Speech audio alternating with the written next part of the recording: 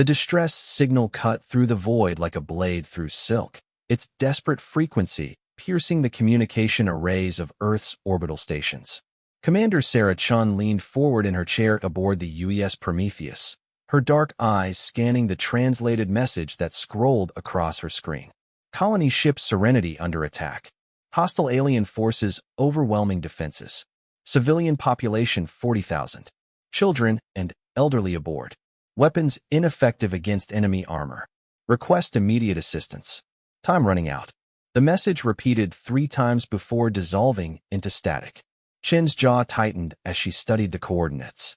The Kepler 442 system, 12 light-years away. The Serenity had been humanity's first successful deep space colonization vessel, carrying families seeking new homes among the stars. "Ma'am," Lieutenant Rodriguez called from the communication station, his voice tense. "We're receiving similar distress calls from 3 other human colonies in nearby systems, all reporting attacks from the same unknown species." Chin stood, her military bearing evident despite the casual shipboard uniform. At 45, she had spent half her life in space, most of it hunting pirates and protecting merchant vessels. But this was different. This was war.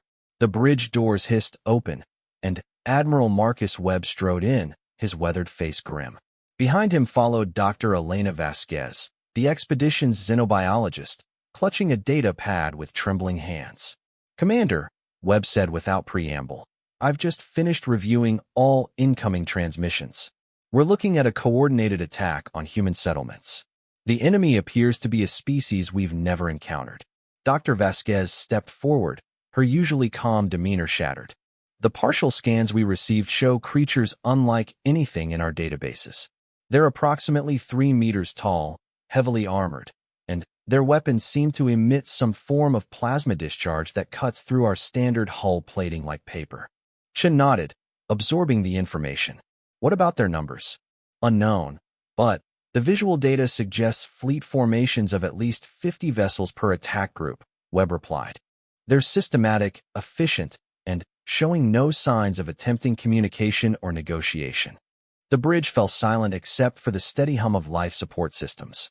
Chin looked out at the stars, knowing that somewhere among them, human families were fighting for their lives against an implacable enemy.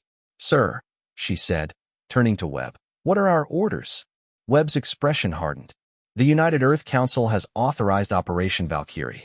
We're sending you and the Prometheus, along with the Hellhounds." Chin's breath caught. The Hellhounds were humanity's most elite military unit, forged in the brutal conflicts of the asteroid wars, and refined through decades of counter-terrorism operations.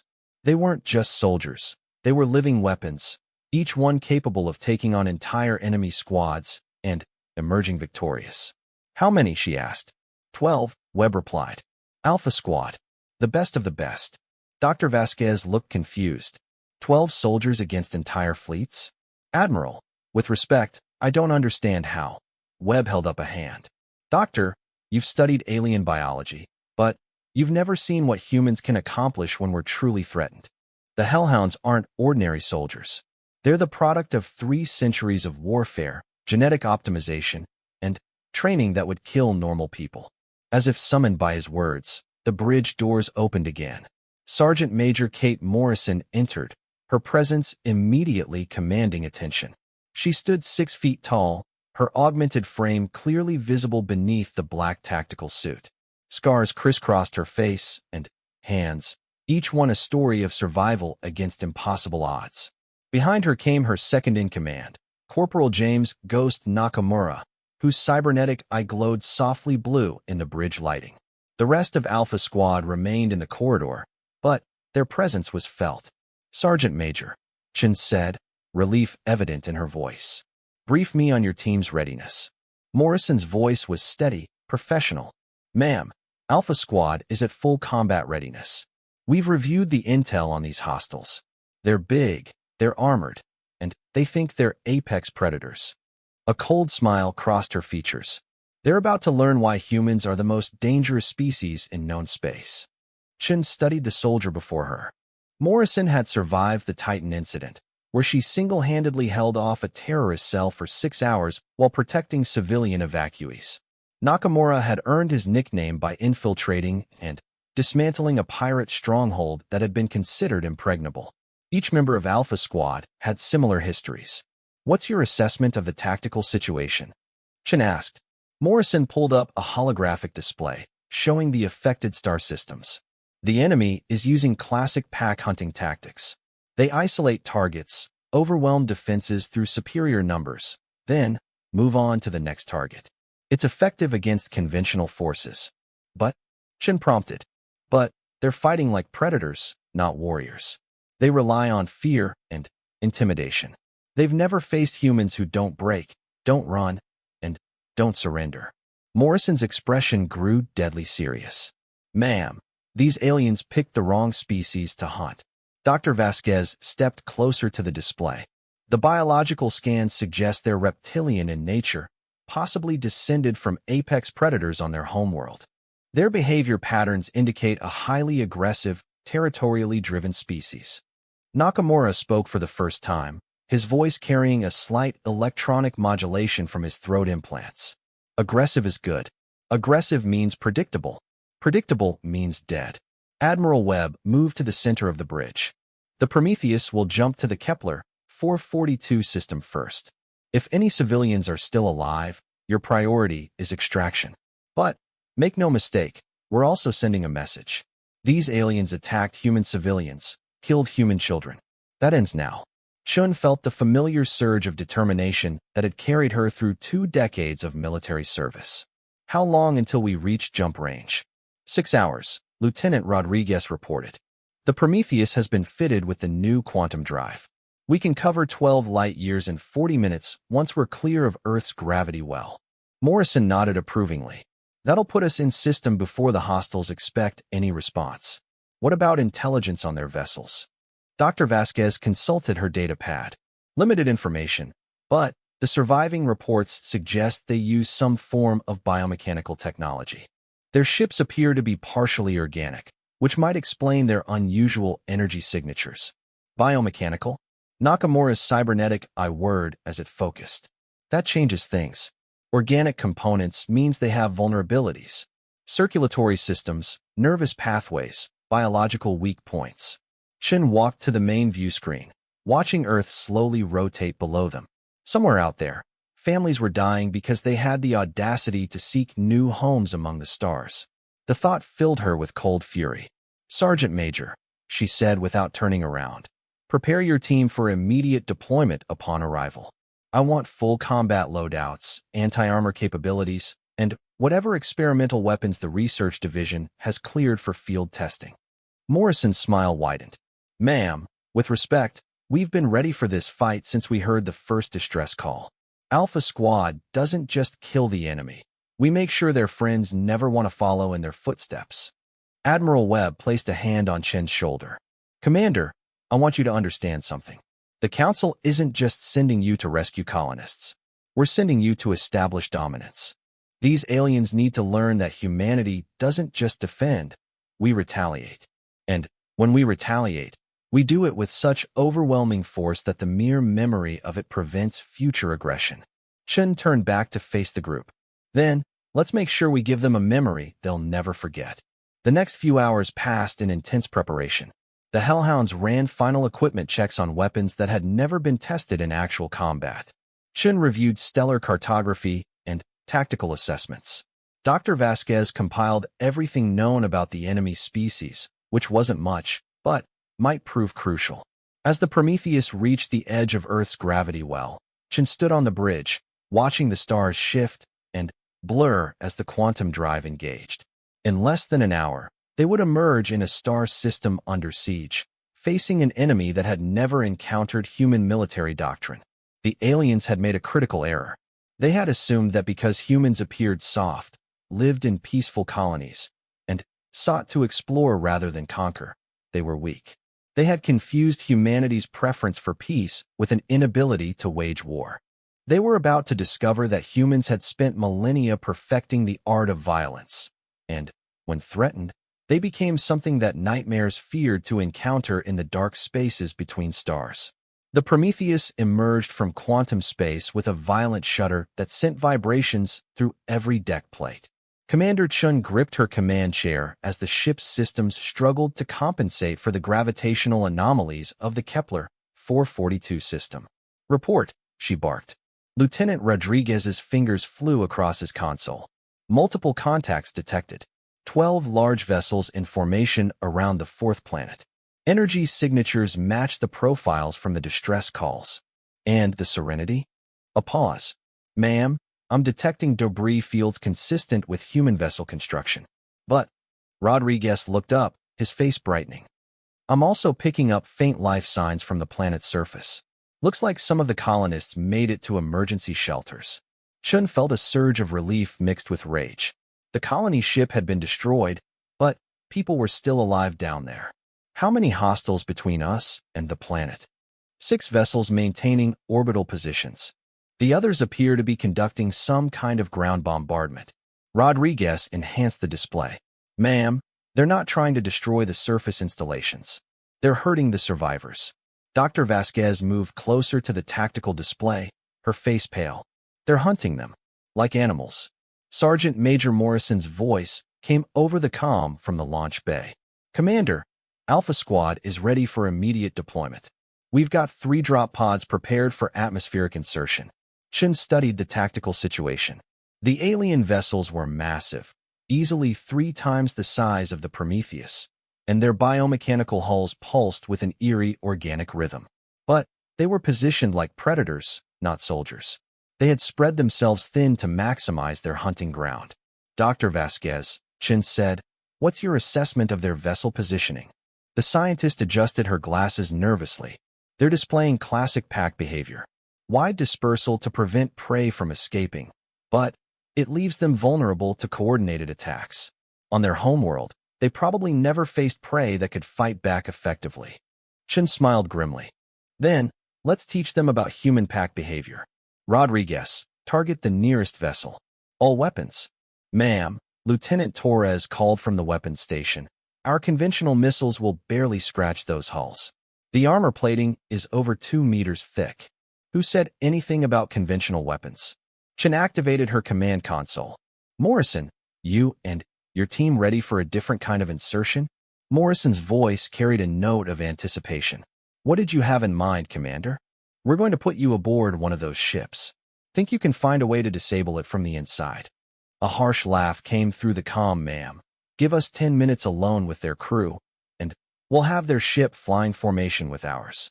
Chun looked at Dr. Vasquez. "Doctor, what do we know about their ship interiors?" Vasquez consulted her data pad.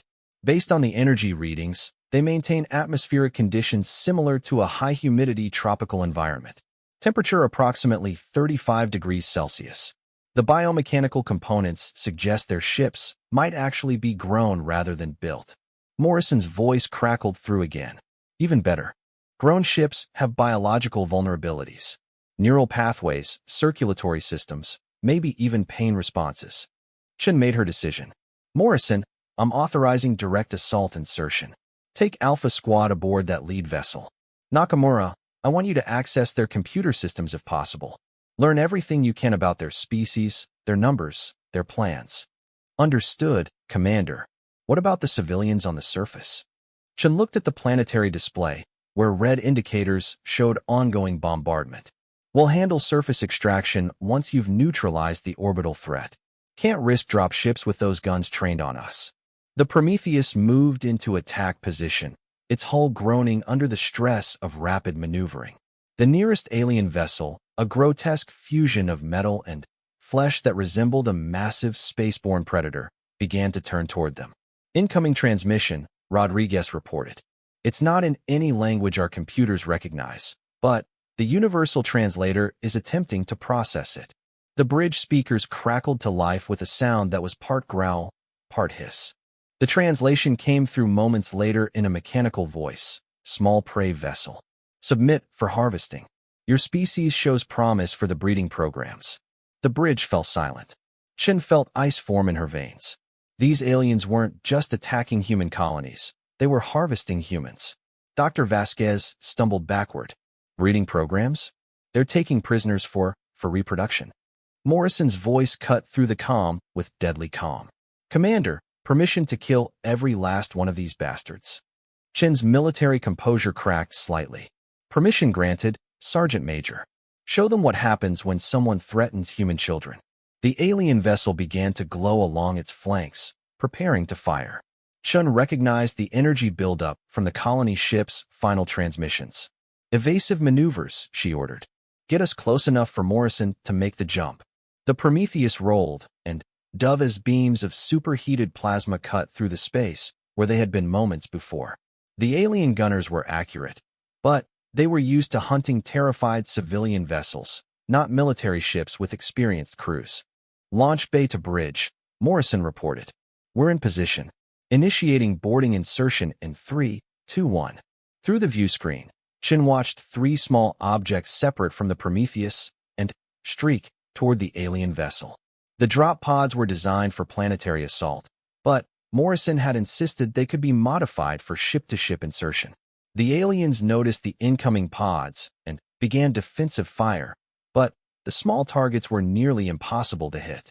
Chen watched as all 3 pods struck the alien hull and immediately began burning through the biomechanical armor with plasma cutters. "Morrison, status report." Silence for nearly a minute. Then, "We're inside, Commander. And these things are uglier than we thought." The alien vessel's movement became erratic, as if it were wounded. Its organic components pulsed more rapidly, and strange fluid began leaking from breach points along its hull. "Nakamura here," came the electronic voice over the comm. "I've interfaced with their biocomputer systems. Commander, you need to hear this. These aren't just raiders, they're scouts. There's a full invasion fleet 6 months behind them." Chen felt her blood run cold. "How many ships?" "Thousands. Their species, they call themselves the Karn, have consumed 17 other species. They're nomadic hunters who strip entire systems of resources and sentient life." The tactical display suddenly lit up with new contacts. 5 more alien vessels had broken off from the planet and were moving toward the Prometheus. "They're converging on our position," Rodriguez reported. "We're outnumbered 6 to 1. Chun watched the approaching vessels and made a decision that would define humanity's first interstellar war. "All hands, this is the commander. We're about to engage multiple hostiles in defense of human civilians. Remember that we're not just fighting for the people on that planet. We're fighting for every human colony in space." She opened a channel to Morrison's team. "Morrison, how much longer do you need?" The sound of weapons fire came through the comm before Morrison's voice. "Give us 3 more minutes, Commander. We found their command center, and these bastards are about to learn why humans are the apex predator in this galaxy." An explosion echoed through the alien ship, visible as a bright flash along its hull. The vessel's erratic movement became more pronounced, and Chen realized that Morrison's team wasn't just disabling the ship, they were causing it physical pain. "Dr. Vasquez," Chen said urgently, "are their ships actually alive?" The scientist was staring at the readings in fascination and horror. "Partially. It's like they've created a symbiotic relationship between technology and living tissue. When the hellhounds damage the mechanical components, they're also hurting the biological parts."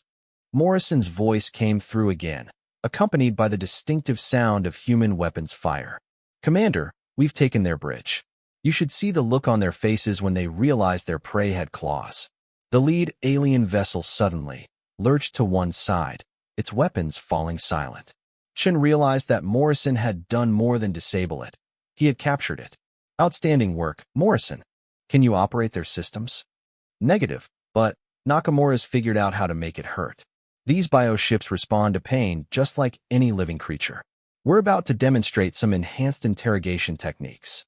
The alien vessel began broadcasting on multiple frequencies, sounds of distress and panic that needed no translation. The approaching enemy ships hesitated, as if uncertain how to respond to their lead vessel's obvious agony. Chen seized the opportunity. "All weapons, target the nearest hostile.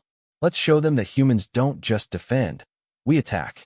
The Prometheus opened fire with everything it had. Missiles, plasma cannons, and experimental energy weapons lit up the void as they struck the confused alien formation. The enemy had expected to face helpless prey, not a coordinated military response. One alien vessel erupted in a brilliant explosion as its organic components were overwhelmed by damage. Another began leaking atmosphere from multiple hull breaches. The remaining ships tried to retreat, but they were too large and slow to escape the Prometheus's pursuit.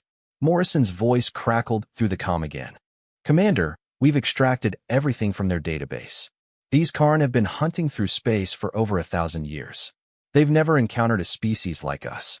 Chun watched the retreating alien ships and felt a savage satisfaction. "What makes humans different, Morrison?" "Ma'am, every other species they've encountered either ran, surrendered, or fought purely defensively. We're the first species that fought back harder than they attacked.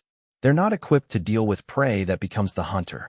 The battle for the Kepler 442 system was far from over, but Chin knew they had won something more important than a tactical victory. They had shown the Karn that humanity wouldn't cower or beg for mercy. They had declared war. The surface of Kepler 442b looked like a war zone. From the Prometheus's bridge, Commander Chun could see the scars left by alien bombardment across what had once been fertile farmland and thriving colonial settlements. Smoke still rose from dozens of impact sites, and the emergency shelters showed up as faint heat signatures scattered across the continent. "Morrison, status report," Chun commanded into her comm. The response came from the captured alien vessel, now drifting in a decaying orbit. "Commander, we've got full control of this ship, and Nakamura's made some interesting discoveries. These Karn aren't just hunters, they're engineers. They've been modifying other species for specific purposes." Chin felt her stomach tighten. "Clarify. The survivors they take aren't just for breeding, ma'am. They're for experimentation. The Karn have been creating hybrid soldiers by combining their own DNA with that of conquered species. They're building an army." Dr. Vasquez moved closer to the communication station, her face pale. "Commander, that explains the biomechanical technology. They don't just use other species as resources, they incorporate them into their own biology." Nakamura's electronically modified voice joined the conversation. "I've found records of 16 different species that have been absorbed into Karn society. Each one contributed something specific: enhanced strength, improved reflexes, better adaptation to different environments." Chin studied the tactical display showing the remaining alien vessels in retreat toward the system's edge. "What do they want from humans specifically?" A pause before Morrison answered. "Our brains, Commander.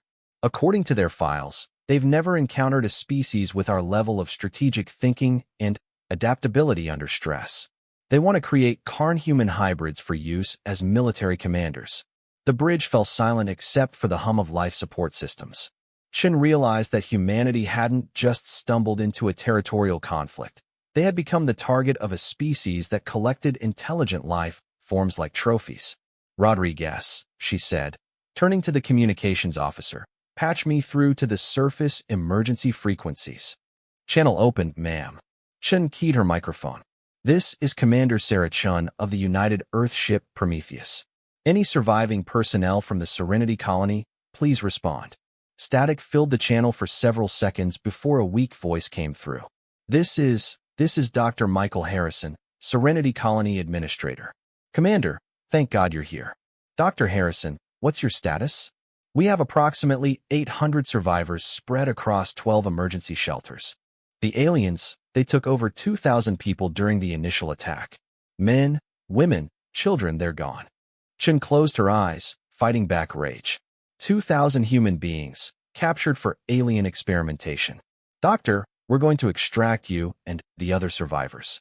Can you consolidate at a single location?" The main shelter complex is still intact, about 40 kilometers north of the original colony site. "But, Commander, there's something else. The aliens left behind some kind of collection facility. We can still see lights and movement there." Chin's head snapped up. "The prisoners might still be alive. We don't know. The facility is heavily guarded, and those creatures, they're not like anything we've ever seen." Morrison's voice crackled through from the captured ship. "Commander, requesting permission to conduct ground assault on the alien facility." Chin considered the tactical situation.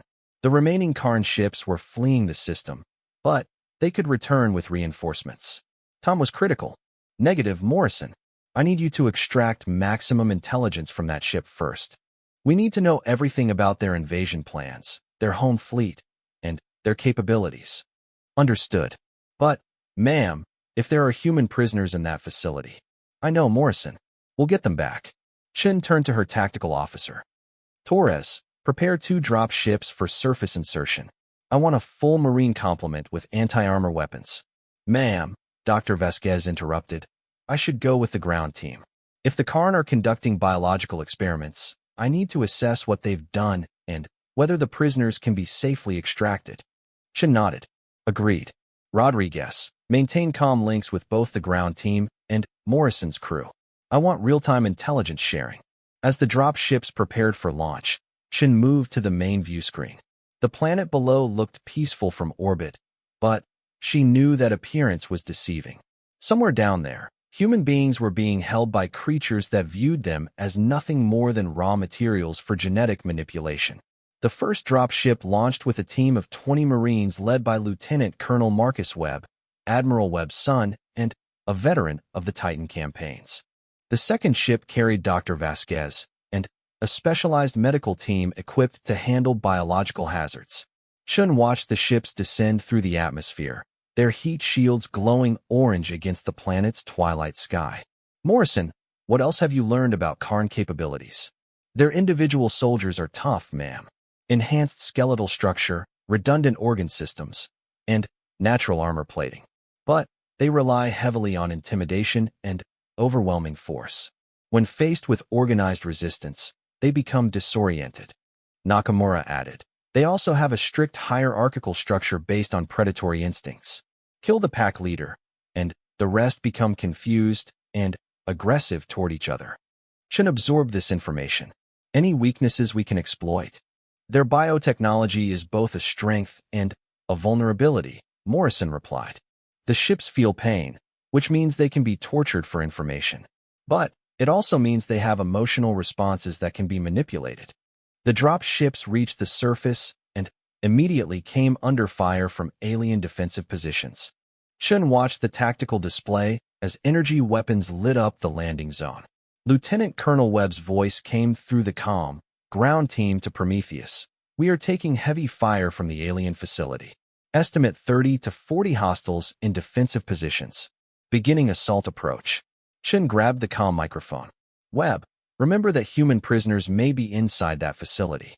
Minimize use of heavy weapons near the central structures. Understood, Commander. We'll go in with precision strikes and room-to-room clearing. Dr. Vasquez's voice joined the conversation from the second drop ship. Commander, I'm detecting unusual energy readings from the facility. The Karn appear to be conducting some kind of large-scale biological process. Chin felt ice form in her stomach. Clarify, Doctor. The energy signature is consistent with genetic manipulation equipment, but on a massive scale. They're not just experimenting on a few prisoners. They're trying to process hundreds of people simultaneously. Morrison's voice cut through from orbit. Commander, I'm reading the same data from the captured ship sensors. The Karn aren't just taking prisoners for their main fleet. They're trying to create a hybrid army right here in this system. Chin realized the true scope of the alien plan. The Karn weren't just raiding human colonies. They were establishing processing centers to convert captured humans into their own soldiers before the main invasion fleet arrived. Webb, she called urgently, accelerate your assault. Those prisoners may not have much time left. The sound of weapons fire intensified as the Marine teams pushed toward the alien facility. Chin could see explosions lighting up the surface as human forces engaged Karn defenders. Contact front. Webb's voice was strained. These things are bigger than the intel suggested. 7 feet tall, natural armor plating, and weapons that fire some kind of bioplasma. Chun watched helplessly as the tactical display showed Marine positions taking casualties. Do you need additional support? Negative. We're adapting to their tactics. They fight like predators, not soldiers. Once we figured out their attack patterns, they became predictable. Dr. Vasquez's voice came through with rising excitement. Commander, I'm detecting human life signs inside the facility. Approximately 600 people, many showing signs of biological modification. Chin's blood ran cold. What kind of modifications? Unknown, but their vital signs are stable. Whatever the Karn were doing, it appears to be in early stages. Morrison interrupted from the captured ship. Commander, I found something in their databases. The Karn process isn't just genetic modification, it's complete neural restructuring. They're trying to erase human personalities and replace them with Karn pack instincts. Chun gripped her command chair. 600 human beings were being transformed into alien soldiers, their minds wiped and replaced with predatory programming. The thought filled her with a rage so intense it was almost physical. Webb, new priority. Get those people out of there now. Use whatever force necessary against the Karn, but save our people. Understood, Commander. Beginning facility assault. The next hour passed in agonizing tension as Chun watched the Marine assault progress through the alien facility. Webb's teams fought room by room against Karn defenders who refused to retreat or surrender. Finally, Webb's voice came through with exhausted relief. Commander, we have control of the facility. Dr. Vasquez is assessing the prisoners now. Dr. Vasquez's voice followed immediately. The modifications appear to be reversible if we can get these people to proper medical facilities within the next few days. The Karn process was interrupted before it could cause permanent damage. Chun felt tears of relief forming in her eyes. Outstanding work, both of you. Begin immediate evacuation of all prisoners and survivors. As the evacuation proceeded, Chun realized that humanity had won more than just a single battle. They had learned the true nature of the Karn threat and had demonstrated that human military doctrine could overcome alien superiority in size and technology. But they had also learned that the coming war would be unlike anything humanity had ever faced. The Karn didn't just want to defeat humans, they wanted to absorb them, to steal their intelligence and strategic capabilities for use against other species. Morrison's voice came through from the captured ship one final time. Commander, I've extracted the location of the main Karn fleet. They're 6 months out, but they're bringing over 3,000 vessels. Chun looked out at the stars, knowing that somewhere among them, the greatest threat in human history was approaching. But she also knew that humanity had advantages the Karn couldn't understand, the ability to adapt, to innovate, and to fight with a ferocity that came from protecting everything they held dear. The war was just beginning. 9 months had transformed humanity from a peaceful spacefaring civilization into something the galaxy had never seen before. Commander Sarah Chun stood in the Strategic Command Center aboard the newly constructed battle station Valhalla, watching dozens of tactical displays showing human fleet movements across 12 star systems. The evacuation of the Serenity survivors had been just the beginning. Word of the Karn invasion fleet had spread through human space like wildfire, triggering the largest military mobilization in species history. Every shipyard, every factory, every research facility had been converted to war production. Commander, Admiral Webb approached, his weathered face showing the strain of 6 months of preparation. The latest intelligence from our deep space scouts confirms it. The Karn main fleet will arrive in the Sol system in 18 hours. Chun nodded, studying the massive tactical display that dominated the center of the command deck. 3,000 Karn vessels were approaching Earth, but they wouldn't find the helpless prey they expected. Humanity had learned from the first encounters and had prepared accordingly. Sergeant Major Morrison materialized beside them, his scarred face grim but determined. Over the past months, he had trained over 50,000 soldiers in anti-Karn combat techniques, creating an army of warriors who understood how to fight creatures that had never faced serious resistance.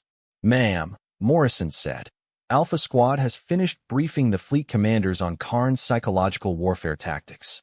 Every ship captain now knows that the enemy will try to use fear and intimidation before engaging. They're ready. Chun looked at the deployment status board. Humanity had managed to construct and deploy over 800 warships in 6 months, each one designed specifically to counter Karn biotechnology. But, more importantly, they had done something no previous Karn prey species had ever accomplished. They had gone on the offensive. Dr. Vasquez approached the group, carrying a data pad filled with biological analysis reports.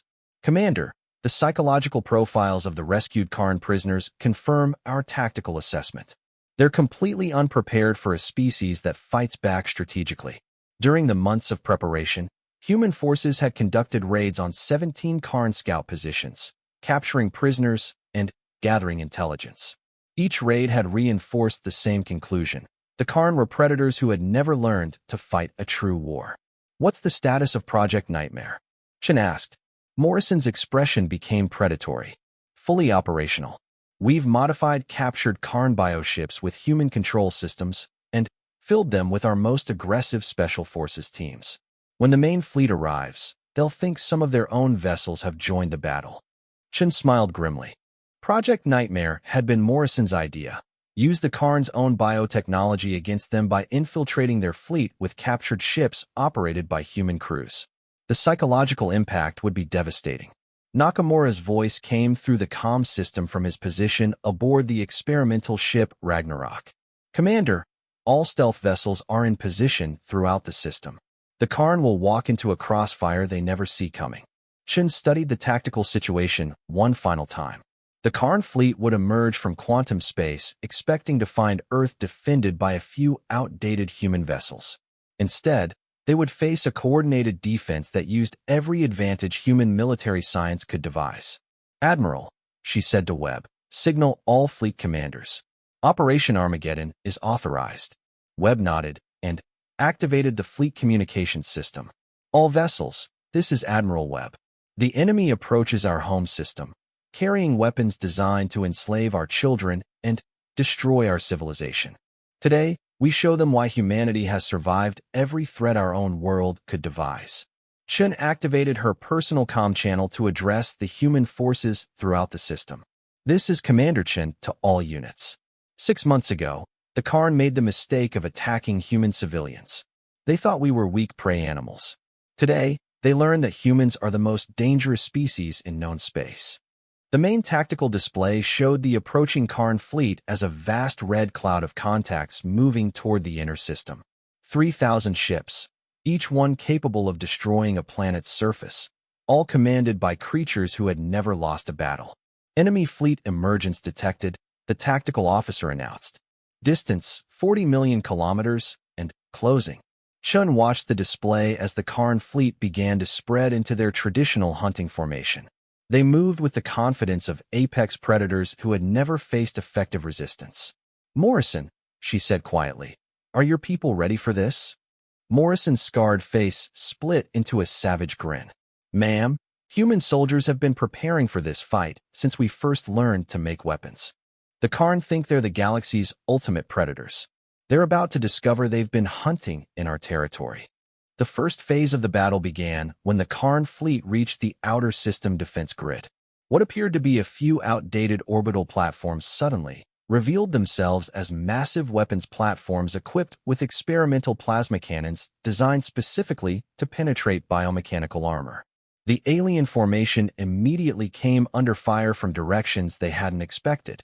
Human stealth technology, developed through centuries of military innovation, had rendered entire squadrons invisible until the moment they opened fire. "Enemy fleet is taking casualties," the tactical officer reported. "They're attempting to adapt their formation." Chun watched as the Karn vessels began to cluster together for mutual protection, exactly as human psychologists had predicted. The aliens were reverting to pack behavior under stress. "Phase 2, Chen announced. Morrison launched the Nightmare vessels.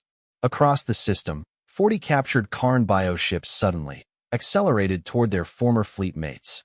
To the aliens, it appeared that some of their own vessels had somehow survived the opening attack and were moving to rejoin the main force.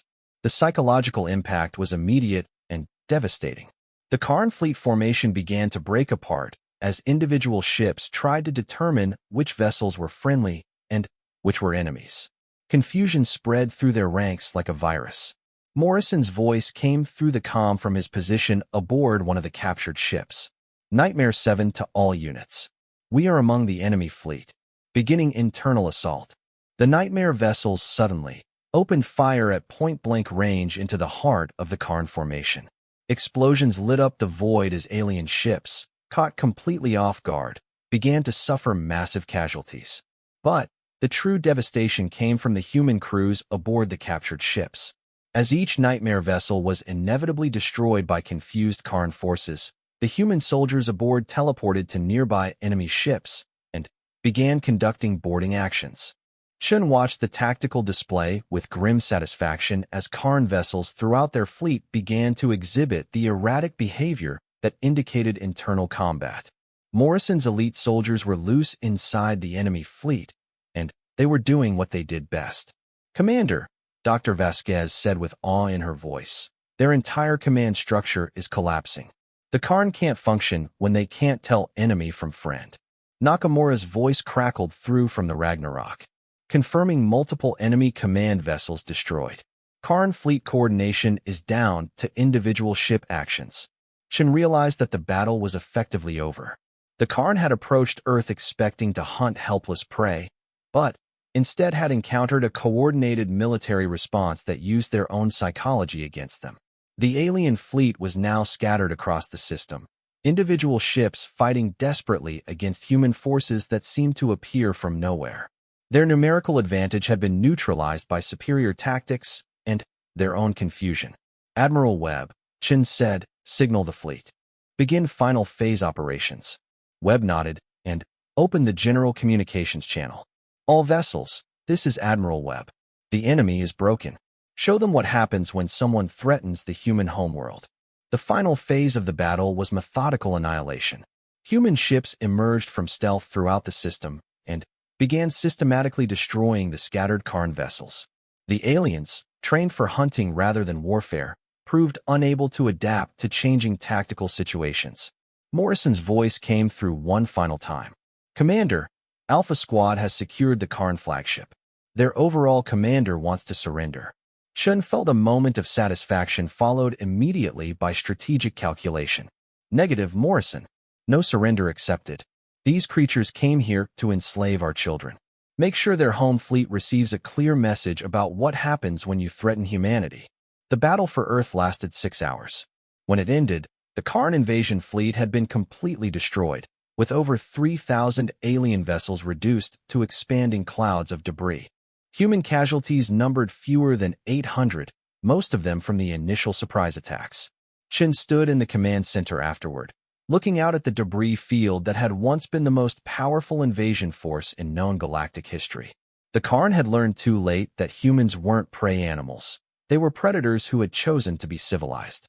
"Ma'am," Morrison said, approaching with a report pad, "we've extracted complete intelligence from the captured command staff. The Karn home fleet is completely unprepared for this level of resistance." Chen looked at the stars, knowing that somewhere among them, an entire alien civilization was waiting for news of their supposedly inevitable victory over humanity. "Morrison," she said quietly, "prepare Alpha Squad for deep space insertion. It's time to take this war to their home territory." The Karn had taught humanity a valuable lesson. In a hostile galaxy, the species that survived were those willing to fight harder than their enemies. Humanity had learned that lesson well, and now it was time to teach it to others. Commander Sarah Chun stood on the bridge of the UES Nemesis, watching orbital bombardment turn the alien capital into columns of fire and smoke.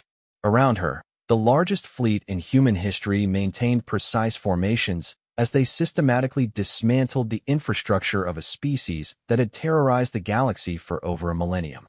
It had taken humanity 18 months to reach this point.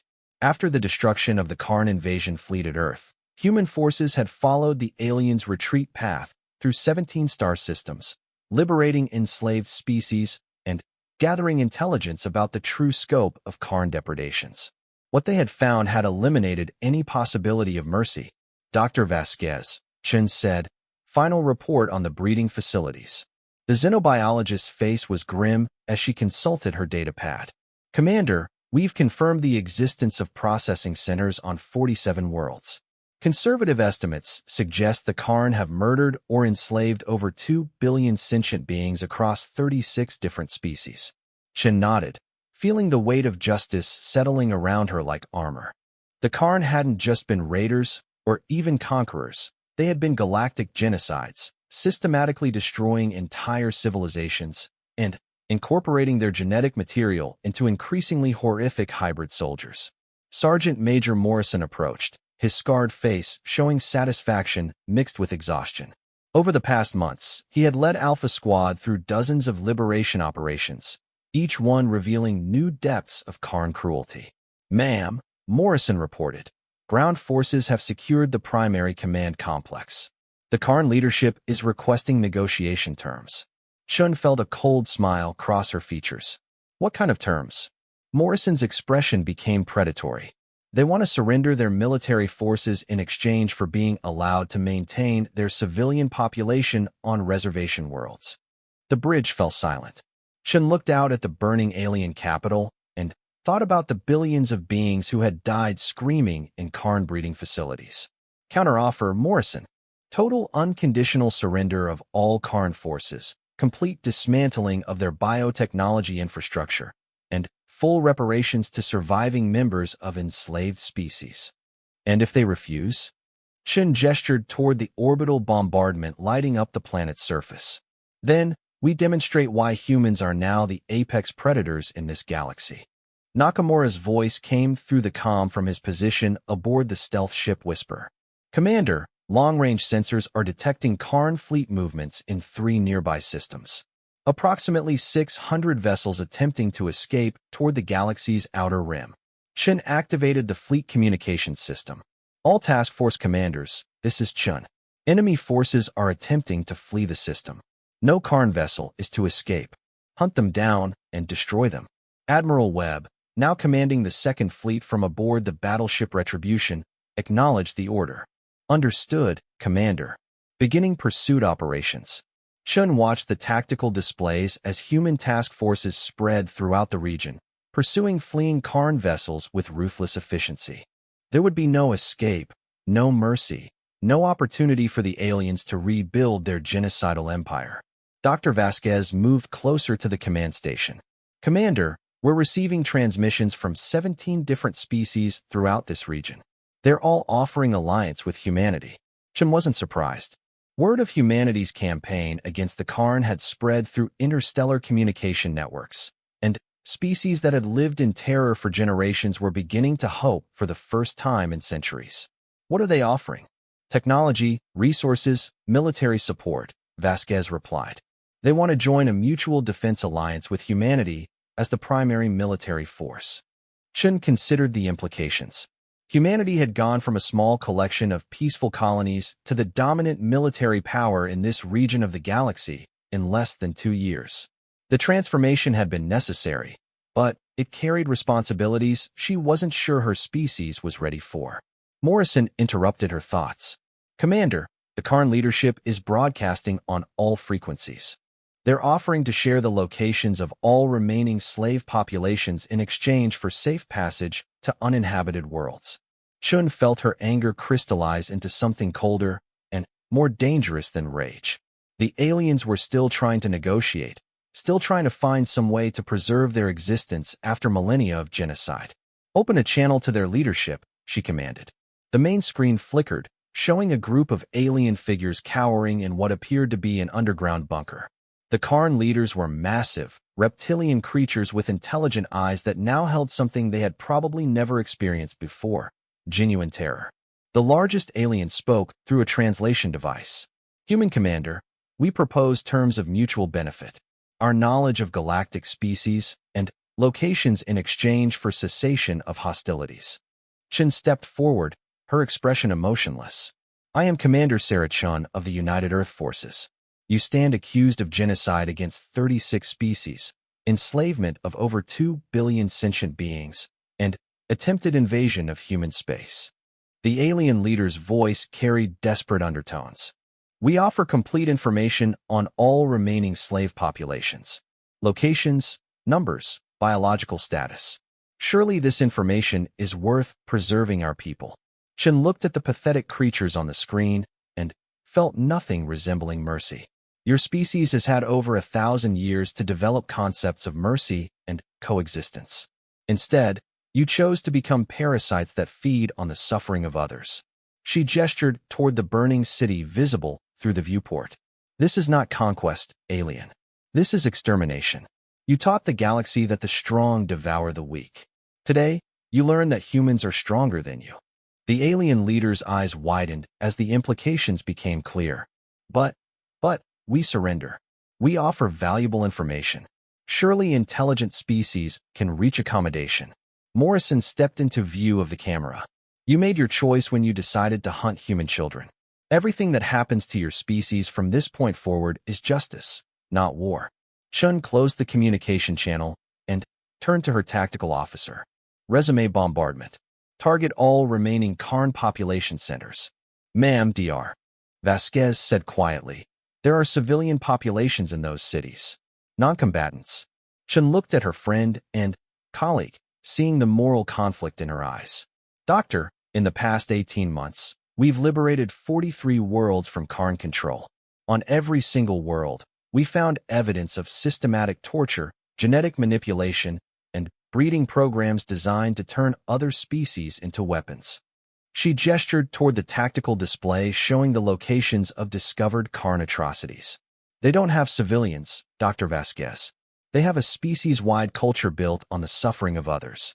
Every adult Karn we've encountered has participated in genocide. Morrison nodded grimly. Ma'am is right, document. We've interrogated hundreds of prisoners. Their entire society is organized around hunting and consuming other species. There are no innocents among them. Chun watched as human orbital platforms continued their systematic destruction of Karn infrastructure. This is what extinction looks like, people.